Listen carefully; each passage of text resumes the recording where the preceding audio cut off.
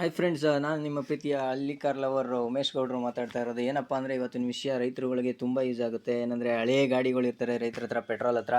ಅದಕ್ಕೆ ಪೆಟ್ರೋಲ್ ಹಾಕಿ ಹಾಕಿ ಸುಸ್ತಾಗಿರ್ತೀರ. ಈಗ ಅದಕ್ಕೆ ಅಂತಲೇ ಬಂದಿದ್ದು ನೋಡಿ, ನಿಮ್ಮ ಪೆಟ್ರೋಲ್ ಗಾಡಿಗಳನ್ನ ಎಲೆಕ್ಟ್ರಿಕ್ ಆಗಿ ಕನ್ವರ್ಟ್ ಮಾಡ್ಬೋದು. ಅದು ಎಲ್ಲಿ ಅಂದರೆ ಸ್ಟಾರಿಯೋ ಮೊಬಿಲಿಟಿ ಅಂತ ಜಯನಗರಲ್ಲಿ ತುಂಬ ಯೂಸ್ ಆಗುತ್ತೆ ನೋಡಿ.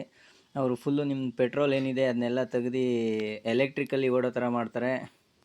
ಇದು ವಿತ್ ಎಲ್ಲ ಗೌರ್ಮೆಂಟ್ ಸರ್ಟಿಫೈಡ್ ಕೂಡ ಆಗಿರುತ್ತೆ. ಇದ್ರ ಬಗ್ಗೆ ನಾನು ಹೇಳೋದಕ್ಕಿಂತ ಇಲ್ಲಿನ MP ತೇಜಸ್ವಿ ಸೂರ್ಯ ಅವರು ಹೇಳ್ತಾರೆ. ಒಂದು ನಿಮಿಷ ಕೇಳ್ಕೊಂಬನ್ನಿ. ಬಹಳ ವಿನೂತನವಾಗಿ ಎಲೆಕ್ಟ್ರಿಕ್ ವೆಹಿಕಲ್ಗಳನ್ನ ಸಪೋರ್ಟ್ ಮಾಡ್ತಾ ಇರುವಂತಹ ಒಂದು ಮೊಬಿಲಿಟಿ ಸೊಲ್ಯೂಷನ್ ಸಂಸ್ಥೆಯನ್ನ ಇವತ್ತು ಪ್ರಾರಂಭ ಮಾಡಿದೆ.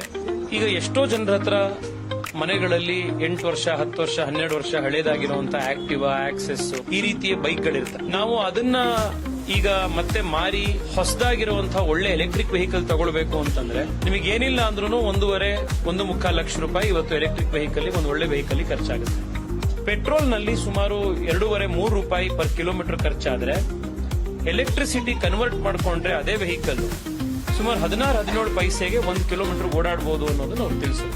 ನಿಮಗೆ ಒಂದು ಹೊಸ ಎಲೆಕ್ಟ್ರಿಕ್ ವೆಹಿಕಲ್ ಆಗುವಂತಹ ರೀತಿಯಲ್ಲಿ ಹಳೆ ವೆಹಿಕಲ್ ಅನ್ನ ಇವತ್ತು ಟ್ರಾನ್ಸ್ಫಾರ್ಮ್ ಮಾಡಿ ಕೊಡುವಂತ ಕೆಲಸ ಇವತ್ತು ಮಾಡ್ತಾ ಇದ್ದಾರೆ. ಬೆಂಗಳೂರದೇ ಕಂಪನಿ ಆಗಿರುವಂತಹ ಈ ಸ್ಟಾರಿಯಾ ಅವರಿಗೆ ಒಳ್ಳೇದಾಗ್ಲಿ, ಶುಭವಾಗ್ಲಿ. ಹಾಗೆ ನಾನು ಕೂಡ ಟೆಸ್ಟ್ ಡ್ರೈವ್ ನೋಡಿದೆ. ಪರ್ಫಾರ್ಮೆನ್ಸ್ ಮಾತ್ರ ಬೆಂಕಿ, ಸಖತ್ತಾಗಿ ಹೋಗುತ್ತೆ. ನಿಮಗೂ ಕೂಡ ಮಾಡಿಸೋದಾದರೆ ಇಲ್ಲೇ ಮಾಡಿಸಿದ್ರು ನೋಡಿ. ಕಾಣುತ್ತೆ ಎಲ್ಲ ರೆಡಿ ಆದಮೇಲೆ ರಿಯಲ್ಲಿ ಹೊಸ ಗಾಡಿ ಥರನೇ ಕಾಣುತ್ತೆ. ಹೊಸದು ಬೇಕು ಅಂದರೆ 1.5-2 ಲಕ್ಷ ಬೇಕು. ಬಟ್ ಇಲ್ಲಿ ಕಡಿಮೆ ದುಡ್ಡಲ್ಲಿ ತುಂಬ ಚೆನ್ನಾಗಿ ಮಾಡಿಕೊಡ್ತಾರೆ. ಇದು ಎಲ್ರಿಗೂ ಯೂಸ್ ಆಗುತ್ತೆ.